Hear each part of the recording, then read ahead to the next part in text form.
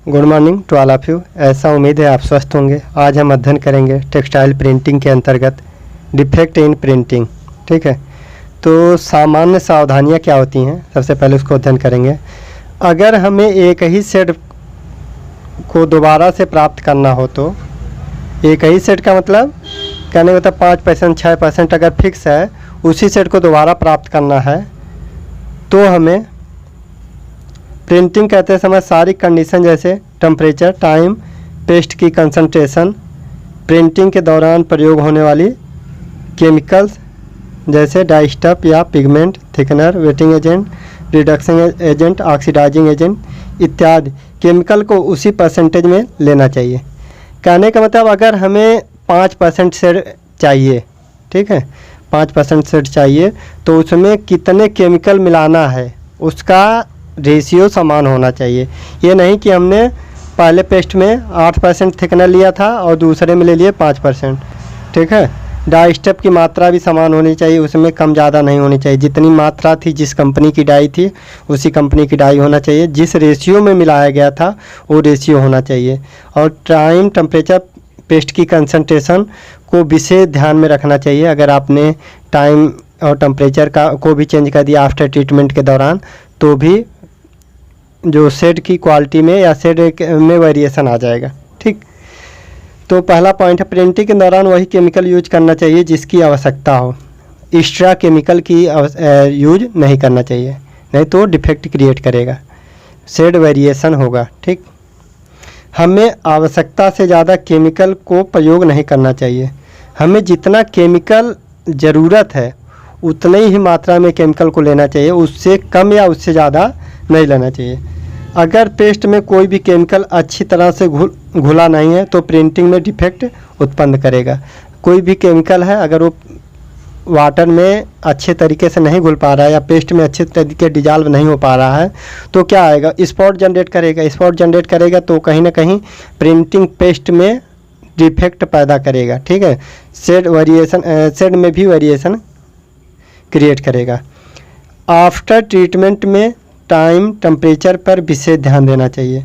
After treatment ये एक operation होता है जिसके तहत डाई को हम फिक्स करते हैं, उसमें टाइम और टेम्परेचर पर विशेष ध्यान देना चाहिए। ठीक, अधिक टेम्परेचर होने पर फैब्रिक की क्वालिटी को ख़राब कर देगा।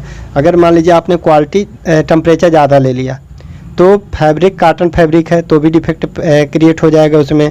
अगर मैनमेड टाइप के फाइबर हैं तो उनके मेल्ट होने के चांसेस रहेंगे। ठीक,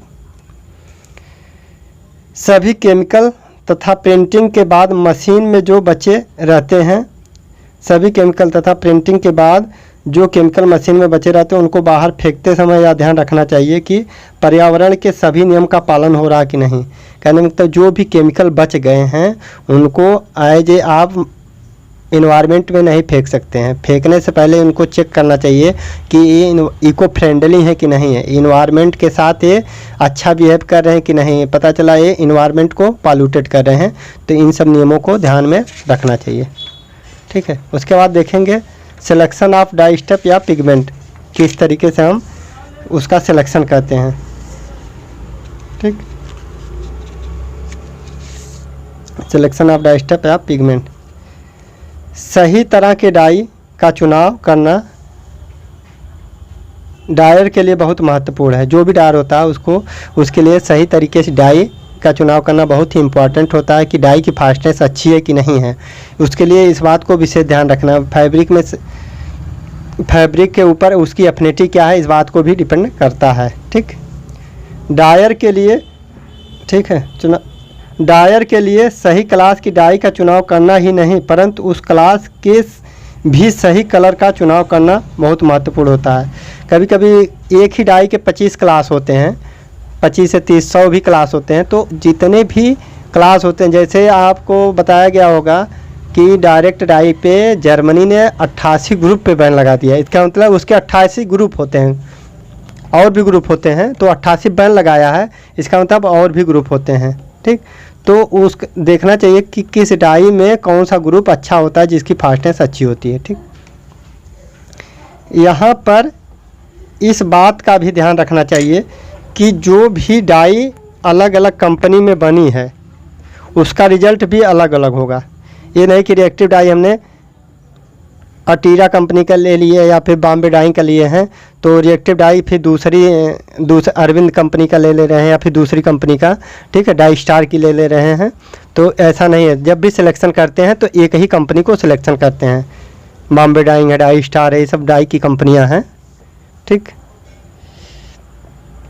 कंपनी का उसका रिजल्ट भी अलग अलग होगा क्योंकि यह डाई की प्योरिटी, डाई कितनी प्योर है, practical of size, particle of size, मतलब उसके जो डाई हैं उसके मॉलिक्यूल्स कितने हैं आदि भी अलग हो सकते हैं। इसलिए डाई का सिलेक्शन करते समय निम्नलिखित बातों को ध्यान में रखना चाहिए। इसलिए जब भी डाई का सिलेक्शन करते हैं तो हमें निम्नलिखित बातों को ध्यान में रखना चाहिए। पहला है किस फैब्रिक के लिए कौन सी डाई लेना है तथा कौन से मेथड से डाइंग करनी है और कौन सी स्टाइल से प्रिंटिंग करनी है, ठीक है। किस फैब्रिक के लिए कौन सी डाई लेना, कहने का मतलब डाई कॉटन है तो उसके लिए कौन कौन सी डाइयाँ संभव हैं, जैसे रिएक्टिव है, वाइट है, डायरेक्ट है, एजोइक है, पिगमेंट है, इन सब से डाई किया जा सकता है, ठीक है। एसिड बेसिक डाई भी ले सकते हैं, सल्फर डाई भी ले सकते हैं, इत्यादि डाई ले सकते हैं। उसके बाद देखते हैं कौन से मेथड से डाई करना है, ब्लॉक प्रिंटिंग से करना है कि स्क्रीन प्रिंटिंग से करना है कि ट्रांसफ़र प्रिंटिंग से करना है, ठीक है, कि स्टेंसिल से करना है। जिस मेथड से डाई करना है वो भी इम्पॉर्टेंट होता है और कौन सी स्टाइल से प्रिंटिंग करना है ये भी इम्पॉर्टेंट होता है। जैसे स्टाइल 3 प्रकार की होती है, डायरेक्ट स्टाइल, डिस्चार्ज स्टाइल और रजिस्ट स्टाइल, ठीक। और देखते हैं डाई की फास्टनेस कैसी है, फास्टनेस ऑफ डाई, डाई की फास्टनेस पता चला डायरेक्ट डाई है पुअर, इसकी फास्टनेस पुअर होती है, ठीक है। तो इसको कंपनियों में बहुत कम ही मात्रा में यूज करते हैं, ज़्यादातर रिएक्टिव डाई और वाइट डाई का यूज ज़्यादा किया जाता है। लगभग हर कंपनी ही रिएक्टिव डाई और वाइट डाई कॉटन के लिए यही सेलेक्ट करती है, ठीक। डाई की लेवलिंग प्रॉपर्टी यह बताती है कि कलर कितनी आसानी से फैब्रिक में पेनिट्रेट हो रहा है तथा माइग्रेशन क्वालिटी कैसी है। डाई अगर डाई की लेवलिंग अच्छी हो रही है तो इससे ये पता चलता है कि डाई आसानी से फैब्रिक में पेनिट्रेट हो रही है, ठीक है। इसका मतलब वह माइग्रेशन क्वालिटी अच्छी है, डाई आसानी से पेस्ट से फैब्रिक में माइग्रेट कर रही है, ठीक। और उसके बाद 4th पॉइंट देखेंगे, कैसा शेड चाहिए, लाइट या डार्क, कैसा शेड चाहिए, लाइट या डार्क, तथा उसकी अलग अलग तरह की लाइट में कलर मैचिंग कैसी है। कहने का मतलब हमें सेट कैसे चाहिए, लाइट चाहिए, डार्क चाहिए, मीडियम चाहिए, तथा उसकी अलग अलग तरह की लाइट में कलर मैचिंग कैसी है। कलर मैचिंग भी देख लेते हैं उसका कि अलग कलर में इसका मैचिंग अलग तो नहीं हो पा रहा है, हर लाइट में इसका मैच कैसा हो रहा है। फिर 5th पॉइंट देखेंगे, डाई तथा केमिकल की क्या कीमत है। डाई जो है और उसके साथ जो भी केमिकल है, थिकनर है, वेटिंग एजेंट है, एसिड या एल्कली है, डिफॉर्मिंग एजेंट हैं, ये सब इत्यादि केमिकल हैं, ठीक है, सॉल्वेंट है। डाई तथा केमिकल की क्या कीमत है, यह मार्केट में आसानी से मिलते हैं या नहीं, यह भी देखना बहुत ज़रूरी है। पता चला केमिकल बहुत महंगा है या बहुत सस्ता है और कभी कभी ऐसा होता है कि वो मार्केट में केमिकल नहीं मिलता है, तो इस बात को भी ध्यान में रखना चाहिए। उसके बाद हम देखेंगे प्रिंटिंग के दौरान पैदा होने वाले दोषों के कारण। प्रिंटिंग के दौरान कौन कौन से दोष या कौन कौन से डिफेक्ट पैदा होते हैं उनको देखते हैं, ठीक है। पहला पॉइंट है फैब्रिक को प्रिंटिंग के लिए सही तरह से तैयार ना करना। फैब्रिक को जब भी प्रिंटिंग कहते हैं तो उसके लिए सबसे पहले प्रीपेट्री प्रोसेस जितने भी होते हैं उनको अच्छी तरीके से फॉलो करना चाहिए। प्रीपेट्री प्रोसेस में जैसे सिंजिंग हो गया, डिसाइजिंग हो गया, स्कवरिंग हो गया, ब्लीचिंग हो गया और मॉइस्चराइजेशन हो गया, इन सब प्रोसेस को अच्छे से पालन करना चाहिए। टाइम, टेम्परेचर, प्रेशर, रेसिपी को सही से फॉलो करना चाहिए, ठीक। दूसरा अनइवन हीट ट्रीटमेंट। अनइवन मतलब अनइवन नहीं होना चाहिए, हीट ट्रीटमेंट पूरी तरीके से करना चाहिए। पता चला कहीं पे कम हो रहा, कहीं पे ज़्यादा, इस तरीके की चीज़ें नहीं होनी चाहिए। पूरी तरह से इम्प्योरिटीज को दूर करना ना करना। कभी कभी होता है कि पूरी तरीके से अगर आप इम्प्योरिटीज नहीं हटा रहे हैं, पता चला कॉटन फैब्रिक है उससे साइज मटेरियल सही से नहीं निकाल रहे हैं, या फिर प्रोट्रूडिंग फाइबर नहीं हटा रहे हैं, या फिर आयरन वैक्स उसमें से सही से नहीं हटा रहे हैं, कलर है जो उसमें नेचुरल कलर उसको नहीं हटा रहे हैं, या फिर सही केमिकल का वेटिंग एजेंट या फिर कास्टिक का सही से प्रयोग नहीं कर रहे हैं तो वो भी दोष डिफेक्ट पैदा करेगा। तो पहला डिफेक्ट करने का क्या कारण था, अनइवन ट्रीटमेंट हो गया ही ट्रीटमेंट, और दूसरा सही तरीके से प्रोसेस को ना करना। तीसरा है फैब्रिक पर इनसॉल्युबल मटेरियल का स्टिक हो जाना। कभी कभी इनसॉल्युबल मटेरियल स्टिक हो जाते हैं, उस पर केमिकल जो हैं कभी कभी नहीं डिजॉल्व हो पाते हैं, तो उसको सही से केमिकल को डिजॉल्व करना चाहिए।